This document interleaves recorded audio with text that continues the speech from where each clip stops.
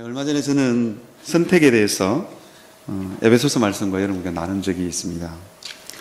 설교를 하고 났더니 성도들 중에서 시몬은 그러면 뭐냐 이렇게 질문하시는 분들이 있더라고요.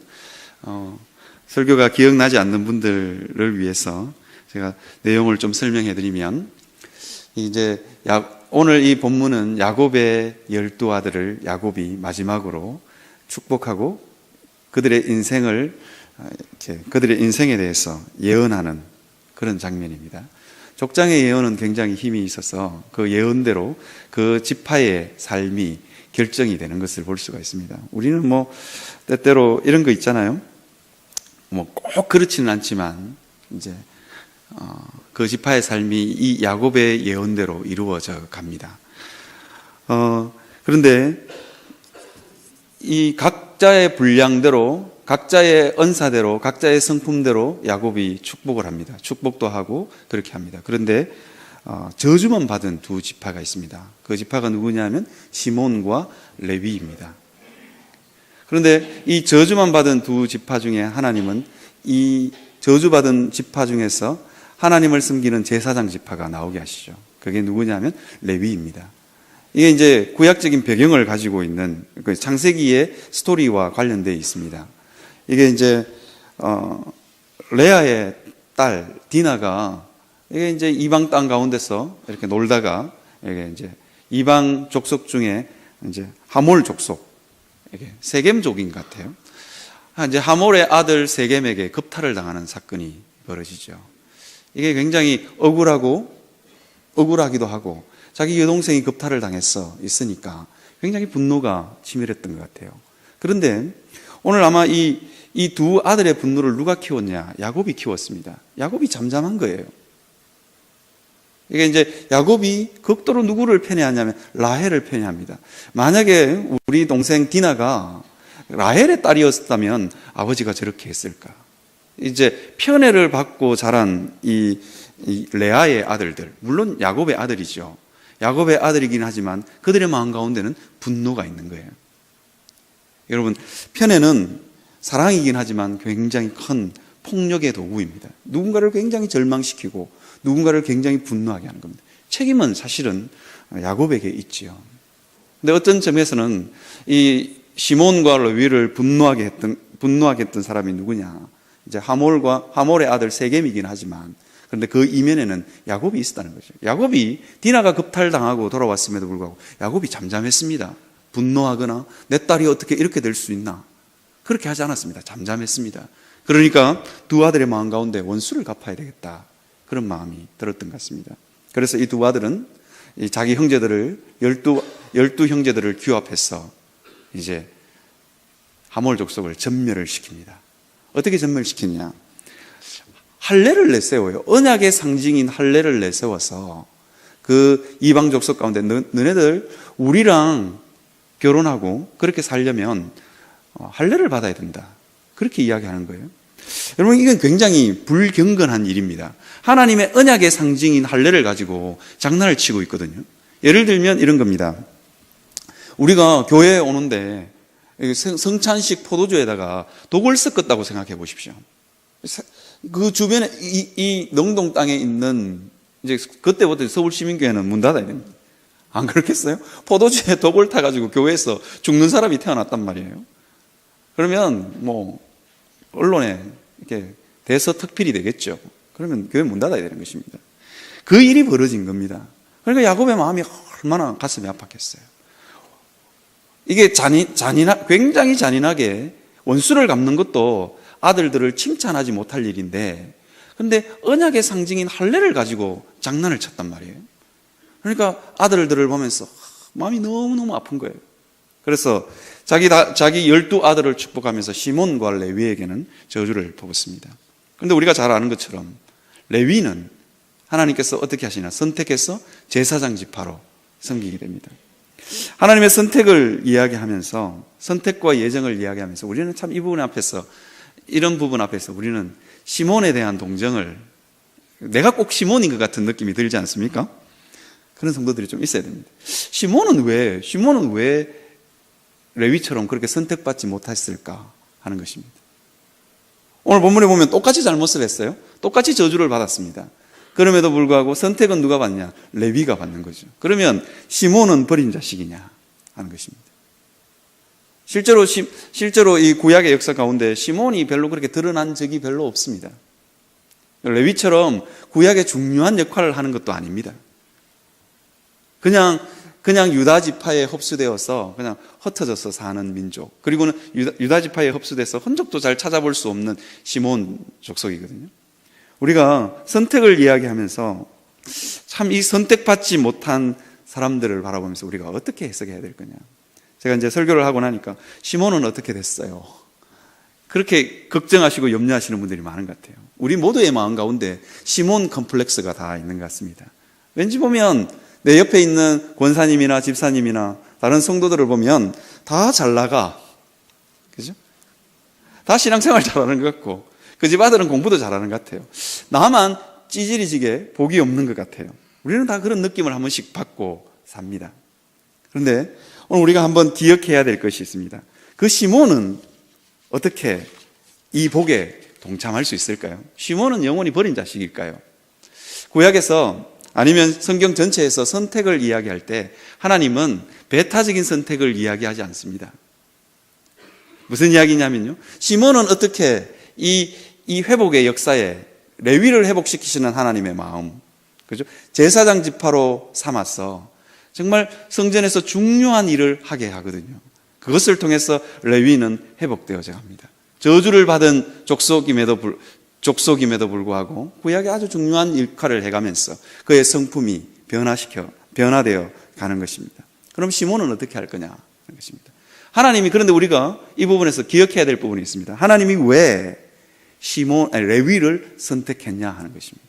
레위를 통해서 그 복을 흘려보내기 위해서입니다. 시몬은 어떻게 그 복에 동참하냐? 레위를 통해서 그 복에 동참할 수 있는 것입니다. 가령 예를 한번 들어볼까요? 여러분들 모두 다 목사로 부름받지 않았습니다. 저는 목사로 부름받았습니다. 그런데 여러분들은 목사로 부름받은 저의 혜택을, 목사직의 혜택을 여러분들은 늘 누리고 있죠. 여러분, 설교하는 게 그게 쉬운 일이 아닙니다. 우리 김철웅 목사님 오셔서 헐타 그런 이야기 한번 하셨잖아요. 싸다 굉장히 싸다 그런 이야기입니다.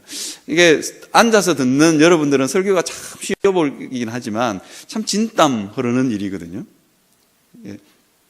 소설가들이 장편 소설을 한 편 쓰고 나면 이가 툭 하나씩 흐른대요. 조정래 시인도 그러더라고요. 조정래 소설가도 그러더라고요. 이 장편 소설 10권을 탈고하고 나면 이가 하나 툭 흐른대요. 그 정도로 이 인고의 과정입니다. 그런데 여러분들은 그 목사로, 설교자로 부름받지 않았지만 여러분들은 끊임없이 목사로 부름받은 자들이 섬김을 통해서 여러분들은 하나님의 말씀의 복에 동참하게 되는 것입니다. 이것이 구약이 말하고 있는 선택의 교리입니다. 하나님이 잘난 것 있어서 선택한 거 아니잖아요. 오히려 못난 것이 있어서 레위를 선택했고 레위를 통해서 온 지파 가운데 복을 흘려 보내게 하십니다. 레위는 한 곳에 모여 살지도 않았습니다. 그들은 흩어져 살았죠. 흩어져 살면서 백성들이 언제든지 볼 수 있는 거리에, 도피성이 이게 이스라엘 성읍 곳곳에 있잖아요. 그죠? 곳곳에 왜 가장 가까이에 레위 족속이 있는 거예요. 그러면서 뭘 보게 하시느냐? 그 레위 족속을 통해서 하나님은 이스라엘 백성 전체가 레위 족속이 부름받은 그 제사장의 복을 누리게 하십니다. 그들이 성전에서 섬기는 그 일로 온 이스라엘은 그 복에 동참하게 되는 것입니다. 여러분, 이게 하나님께서 말씀하시는 선택입니다. 우리는 나는 선택받지 못했어, 그런 생각하지 마시고, 여러분, 나는 선택받지 못했다 할지라도 믿음으로 우리는 그 복에 동참하는 것입니다. 예를 들어보면 이런 겁니다. 우리는 다 구원 얻는 것에 관해서는 우리는 다 복이 없습니다. 우리 스스로 구원할 수 있는 능력이 없잖아요. 여러분, 우리는 다 죄인이라서 천국 가는 것에 있어서는 우리 마음대로 어떻게 획득하고 취득할 만한 능력이 없죠. 그런데 어떻게 취득합니까? 예수 그리스도를 믿는 믿음으로 그 구원의 복에 우리는 동참하게 되는 것입니다. 그죠? 그래서 여러분, 가끔씩 사실은 모든 성도는 다 부르심이 있습니다. 모든 성도는 다 하나님의 선택을 받았습니다. 잘난 것이 있어서 아닙니다. 하나님이 왜 선택했느냐? 하나님은 성도를 아름답고 귀한 모습으로 다듬어 가실 것입니다. 죄가 많든 죄가 없든 어떤 모습이든지 간에 하나님은 성도를 선택하십니다. 그리고는 어떻게 하느냐? 그 복을 흘려 보내게 하십니다. 나로 인해서 그 복에 동참하게 하십니다. 근데 문제는 뭐냐면 그 복을 흘려 보내지 않는 데 있습니다. 내가 하나님 앞에 복을 받았음에도 불구하고 나만을 위해서 쓴다든지, 그죠? 나의 가족만을 위해서 쓴다든지, 그것은 하나님 앞에서 정당한 것이 아닙니다. 선택받은 자는 반드시 그 복을 흘려보내는 것입니다. 하나님이 이스라엘 백성 이스라엘을 선택하셨습니다. 그리고는 하나님이 이스라엘을 선택하신 이유를 말하는데 이방의 빛이다, 그렇게 이야기합니다. 이방의 빛입니다. 이스라엘을 선택해서 하나님의 영광과 하나님의 거룩과 의를 온 열방 가운데 비추는 일을 감당하게 하는 거예요. 그러기 위해서 선택한 겁니다. 그런데 이스라엘이 그 일을 잘 하지 않았을 때 하나님은 흩으시는 것입니다. 때때로 우리는 교회 안에서 뭔가 선택을 받아서 부름받은 자리에 우리는 나아갈 때가 있습니다. 굉장히 큰 복이죠. 하나님이 나를 선택해서 그 복을 성도들에게 흘려보내기를 원합니다. 권사로서, 장로로서, 목사로서 그 복을 흘려보내기를 원하시는 것입니다. 레위를 선택한 이유도 이 부분입니다. 그래서 이제 그 복을 흘려보내게 하시는 거죠. 그런데 이제 직분을 받았어요. 네, 특정 직분을 언급하지 않겠습니다. 직분을 받았는데 목에 힘을 준다, 어깨에 힘을 준다, 다른 사람 위에 군림하려고 한다. 그러면 그 직분은 독이 되는 것입니다. 그 선택은 독이 되는 것입니다. 그럼 그것을 우리가 잘 알아야 되는 것입니다. 우리가 이 부분 한번 잘 생각해 봤으면 좋겠습니다. 저는 가끔씩 이게 이제 집에 들어갈 때 이제 사탕을 들고 가거나 초콜릿을 이렇게 집에 들고 갈 때가 있습니다. 그걸 들고 가야 애들한테 인기가 좋습니다. 아빠 완전히 거들떠 보지도 않는데 어떻게 해요? 그거라도 들고 가서 애들 볼 시간도 자주 없는데 초콜릿을 잔뜩 호주머니에 넣어갑니다. 누구를 줄까요? 아빠 왔다 그러면서 어떨 때는 제일 먼저 쫓아 나온 아이에게 초콜릿을 줍니다. 그런데 때때로 저는 어떤 애에게 주냐면 제일 큰 놈에게 줍니다. 이유는 뭐냐면 큰 놈에게 주면 밑에 동생들에게 나누어 주거든요. 이 큰 애가 줄을 서시오 이러면서 떳떳하게 초콜릿을 딱 받아서 줄을 서시오 이러면서 줄 안 서면 너 안 줘 이러면서 동생들 군기 잡아가면서 이렇게 줍니다. 그래서 저는 큰 놈에게 그걸 주는 걸 참 좋아합니다. 그 복을 흘려보내기 때문이지요. 여러분들도 마찬가지입니다. 하나님 앞에서 선택받았다는 것, 그것은 복을 흘려보내는 자리에 있는 것입니다. 여러분 한번, 그래서 여러분 있잖아요. 그 다음에 제가 여러분들에게 또 말씀드리고 싶어요. 믿음이라는 게 자존심을 구개고 하나님 앞에 나아가는 겁니다. 그죠? 구원 얻는 것만, 우리가 구원 얻는 게 있어서 우리가 자존심을 구겼잖아요. 나는 구원받을 수 없다. 내 힘으로는 구원받을 수 없다. 그 부분에 있어서 우리는 자존심을 구겼습니다. 그 나머지 영역은 그러면 내 힘으로 복을 일구면서 사는 게 신앙생활입니까? 그렇지 않습니다. 우리는 수많은 삶의 영역에서 자존심을 구겨야 되는 것입니다. 우리가 믿음으로 예수 그리스도의 구원 얻는 복에 동참했던 것처럼 동일하게 우리는 삶의 많은 영역들 가운데 우리는 우리의 자존심을 구기고 하나님의 복에, 예수님, 이 부분에 하나님의 은혜가 필요하고 복이 필요합니다. 그렇게 사는 게 그리스도인입니다. 그죠? 저는 신앙생활을 하면 할수록 그런 영역이 점점 많아지는 것 같아요. 그런 영역이 점점 많아지는 것 같아요. 하나님, 이 부분에 은혜가 필요합니다. 그래서 성도는 기도하는 거예요. 여러분, 우리가 내가 하나님 앞에 자존심을 구기고 사느냐, 안 구기고 사느냐, 어떻게 알 수 있습니까? 기도하는 걸 보면 알 수 있습니다. 정말로 다급해 보십시오. 정말로 이건 내 힘으로 안 된다고 생각해 보십시오. 기도하지 않겠습니까? 그런데 우리는 다 하나님 앞에서 자존심을 가지고 있는 거예요. 시몬 컴플렉스를 가지고 있는 거예요. 시몬이 나는 복이 없구나. 그러면 저 동생 레위에게 구걸했어라도 난 좀 복을 레위에게 붙었어라도 좀 복을 누려야 되겠다. 그 생각을 하면 하나님이 그렇게 가난한 심령으로 나아오는 사람을 하나님은 결코 외면하지 않는 신분입니다. 저는 가끔씩 신방할 때마다 저는 제가 참 연약한 목사라는 걸 잘 압니다. 그리고 별 볼품도 없습니다. 그리고 나누어줄 영적인 신령한 은사도 별로 없는 것 같아요. 없다고는 제가 말씀을 안 드리겠습니다. 없는 것 같아요.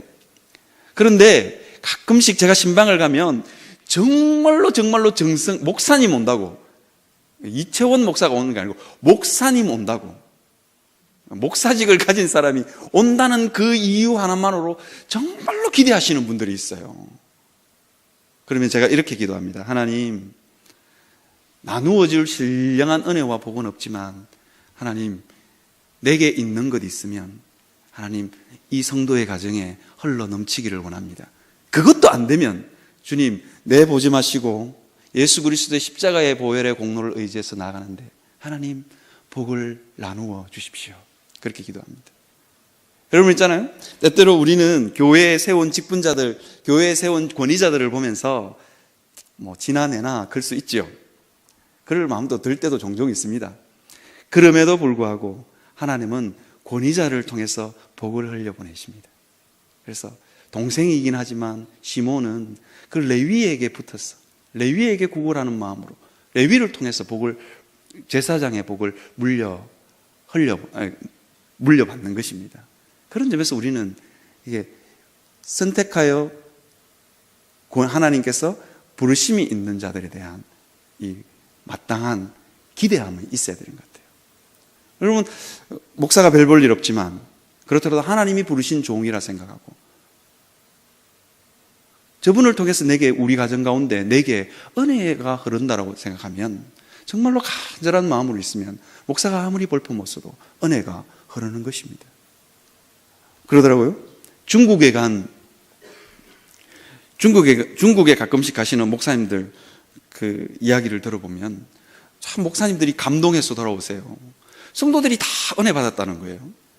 제 속으로 우리 교회에서는 목사님 별로 설교가 은혜롭지 않은데 이런 생각을 종종 해요. 그런데 거기 가면 엄청나게 은혜 받은 이야기를 해요. 왜일까요? 목사님이 바뀌었을 때 중국 가면 다른 목사님으로 변화되는 걸까요? 그렇지 않은 것 같아요.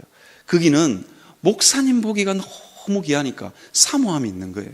저분을 통해서 은혜 받아야 되겠다. 저분을 통해서 은혜가 흘러갈 거다. 그 사모함이 있는 것 같아요. 그 사모함이 있는 모든 사람들에게 하나님은 하나님의 직분으로 선택한 자들을 통해서 복을 흘려 보내시는 분이십니다. 여러분, 그것도 동의가 안 되시면 예수 그리스도, 그죠? 우리의 영원한 대제사장 되시는 예수 그리스도를 통해서 여러분 가난한 심령으로 복을 구걸할 수 있는 여러분들이 되시기를 바랍니다. 여러분, 두 번째로 제가 여러분들하고 좀 나누고 싶은 이야기가 있습니다. 그게 뭐냐면 하나님이 선택받은 자를 어떻게 다듬어 가시는가입니다. 여러분 있잖아요, 복을 흘려보내는 사람, 그 사람은 남들보다는 좀 나아야 되잖아요.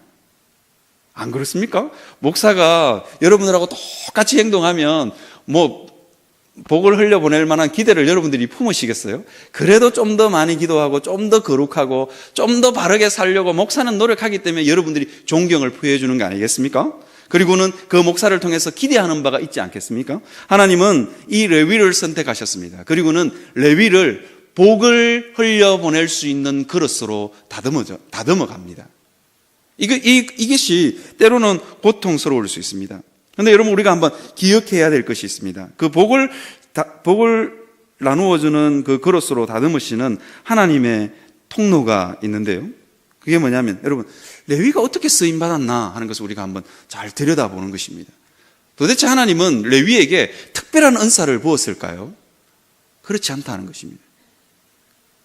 레위 족속, 제사장 족속이 이 구약에서 하는 일이 뭐냐 하는 것을 우리가 잘 들여다보면 레위가 가지고 있는 연약함과 레위가 가지고 있는 성품과 연결이 되어 있습니다.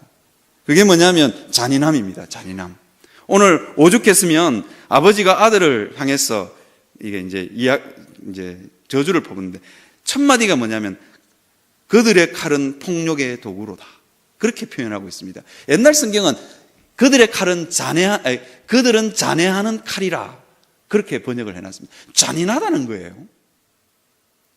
잔인하다는 거예요. 여러분 있잖아요. 이 잔인함. 그래서 레위가 하는 일이 뭐냐? 성경에 레위 족속에 관한 이야기들이 몇 군데 나와 있어요. 대표적인 게 금송아지 사건입니다. 금송아지 사건. 아론이 금송아지를 만들어서 이제 심판해야 될 일이 생겨요. 그리고 여호와 편의 선자는 나오라 그러니까 누가 나오냐? 레위족이 나옵니다. 그 성격 그대로 사용하시는데 어떻게 사용하시느냐? 칼을 뽑았어. 그 형제들을 죽이는 일을 누가 감당하느냐? 레위가 감당합니다. 3,000명 가량을 이렇게 출애굽기 32장에 보면 그 이야기를 하고 있습니다. 그런데 레위가 죽였던 사람이 누구냐? 그 형제요, 그 가족이요, 그 자식들을 죽였다. 그렇게 이야기하고 있습니다. 여러분 있잖아요. 레위는 그 일들을 통해서 뭘 배웠을까요? 국률의 마음을 배우는 거예요. 자기는 원래 잔해하는 칼입니다. 굉장히 잔인한 성품을 가지고 있습니다.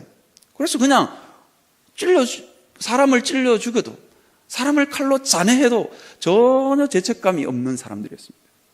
그런데 이 레위가 어떤 일에 쓰임 받느냐 하는 것입니다. 형제들을 죽이는 일. 여러분, 형제들을 죽인다는 그 일, 보통 일이 아닙니다. 그것을 통해서 이 잔인한 게 이렇게 가슴 아픈 거구나. 그러면 자기 형제를, 자기 동료를, 자기 친구를 칼로 찌글러 죽이는 것은 쉬운 일이 아닙니다. 그것을 통해서 레위는 뭘 배웠냐? 잔인한 것, 이것 고통스러운 거구나. 옛날에는 잔인함을 칼을 휘두르는 그 순간에 전혀 고통스럽지 않았음에도 불구하고 레위는 잔인함이 얼마나 고통스러운지를 배워가는 것입니다. 그리고 레위가 하는 일이 뭐냐면 소 잡고 양 잡는 일입니다. 소를 잡았어요. 그리고는 각을 뜹니다. 그리고는 하얀 세마포 옷 위에 이 제사장들은 피를 묻힙니다. 아마 레위 다른 성전에 수종도는 사람들도 그 일을 도왔던 것 같아요. 피가 튀지 않겠습니까? 그 일을 여러분 일상처럼 직업으로 반복한다고 생각해 보십시오. 얼마나 힘든 일이었겠어요. 그래서 잔인한 것, 이건 고통스러운 거구나. 그걸 레위가 깨닫게 되는 것입니다. 여러분 있잖아요. 제가 아시는 분 중에 도살장에서 일하시는 분이 있어요. 이분이 나이가 이게 거의 40대 중반, 노안이 올 나이가 되지도 않았음에도 불구하고 노안이 굉장히 빨리 왔어요. 이유가 뭐냐면 소 잡고 소 잡는 그 일이, 우리나라는 보통 소를 잡으니까요. 소를 잡는 그 일이 굉장히 힘든 일이라고 그래요. 이렇게 소를 한 방에 이렇게 탁 때려가지고 망치로 이렇게 머리를 탁 때려서 이렇게 소를 잡는데요. 그게 굉장히 힘든 일이래요. 어떨 때는 소를 탁 이렇게 죽이려고 하는데 소가 눈물을 툭툭 흘린대요. 근데 그 소를 죽인다고 생각해 보십시오. 다른 사람의 생명을 거두는 이 잔인함, 보통 일이 아닌 거죠. 하나님은 레위를 통해서 레위에게 맡기신 일이 그 일입니다. 레위야, 잔해하는 것, 폭력의 칼을 휘두르는 것, 그거 얼마나 고통스러운 일인지 몰라. 그 이야기를 해 주시는 것입니다. 그러면서 레위를 바라보면서 이게 레위가 다듬어져 가는 것입니다. 레위는 그 백성들이 가져다 준 재물을 가지고 먹고 사는 일을 감당하게 됩니다. 여러분 있잖아요. 레위의 이 잔인함을 사용하셔서 하나님은 여기서 레위의 이 부분을, 성품을 바꾸어 가십니다. 제사장들이 뭐 하느냐? 그런데 이 잔인한 이 성품을 가진 사람들이 뭘 하느냐? 축복을 하는 거예요. 여호와는 내게 복을 주시고 이러면서 축복하는 일을 감당하게 됩니다. 이게 레위의 기질들 보면서 그것 자체가 은혜인 거예요. 어떻게 축복할 수 있는 기질들로 바꿀 수 있을까? 바뀌어지는가 하는 것입니다. 그래서 하나님이 다듬어가는 이 손길이 굉장히 위대한 것입니다. 그래서 찬송이 저 사람도 바꿨구나 이렇게 되는 것입니다. 여러분 있잖아요. 제가 아는 목사님 중에 성도들이 보기만 보면 설설설설 도망가는 분이 있어요.